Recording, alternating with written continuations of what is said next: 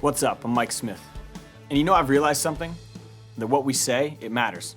Not just to other people, not just to our immediate group of friends, but what we say to ourselves, it matters. Like the tone that you take with yourself in your own head.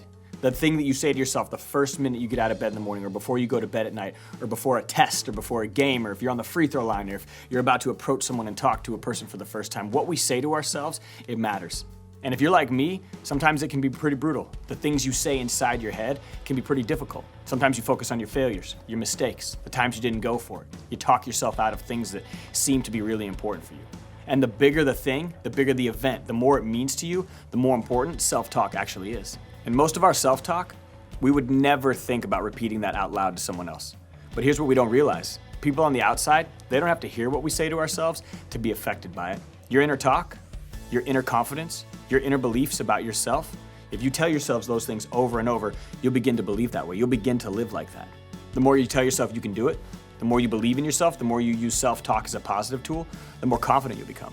The more that you speak to yourself in a way that's empowering, you'll begin to dramatically change your life, your mood, the lives around you. Ultimately, you'll be able to change the way that you do things. And here's what I began to realize. First of all, you've got to be intentional. You've got to be honest with yourself. You can't lie to yourself in the back of your mind and tell yourselves things that aren't true, because ultimately you're the one that's going to suffer for it. You've just got to be gut level honest with who you are, the things that you do. Are you a negative person? Are you a positive person? Are you talking down to yourself? Are you building yourself up? And secondly, it's not all about you. It's like there's this movie playing inside of our head, and we're the main character. And sometimes we forget that there are other people around us who are just as important or just as valuable. And I think we need to remember it's not all about us. And lastly, I think it's important that we realize that our thoughts turn into our actions, and our actions ultimately turn into our habits. If you have a habit of believing you can't do something, a habit of doubting yourself, a habit of living life with fear, that comes from the way that you talk to yourself. But if you also have habits of going for it and disregarding fear and being willing to step up and do things that no one's ever done before, it's because you have a habit of talking to yourself in a positive light. Once a year, I like to push myself and do something really difficult.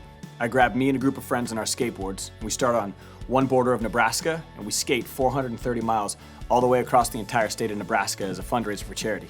And it's hard. It's really hard. We skate like 40 to 50 miles a day, and the first day we wake up and everyone's excited. We're high-fiving, and in our heads we're all thinking, man, I can do this. I'm gonna make it. I can't wait to get on the side of the highway. I can't wait to push. I can't wait to raise money. And we're all really excited. And then day 2 hits, and you're sore, you're tired, you wake up that first morning, and all of a sudden muscles hurt, and you kind of start to play that game in your head like, can I do this? But we all get up, we're there for each other, we put our skateboards on the side of the pavement, we begin to push, and we make it. We skate another 50 miles. But that third day is when it always happens. The morning of the third day, doubt starts to creep in. You can see it in everyone's eyes. They wake up that morning and they begin to tell themselves they can't make it. The pain's too strong, the cramps are too bad, the way that their back feels is too much, and everybody just quits. People just decide that in that moment, they can't make it. And the third day of skateboarding across Nebraska is when everyone quits. That's when people just decide they're gonna give up. And I've realized in those moments how important self-talk is. I wake up, I start to evaluate, is what I'm doing worth it? And I decide in my mind that it is. But you know what's crazy about having the ability to talk to yourself?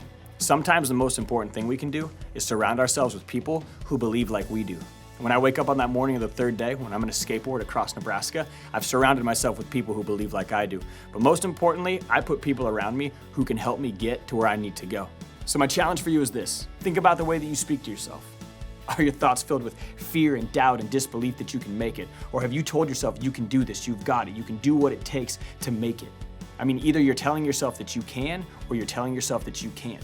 Either way, you'll be right.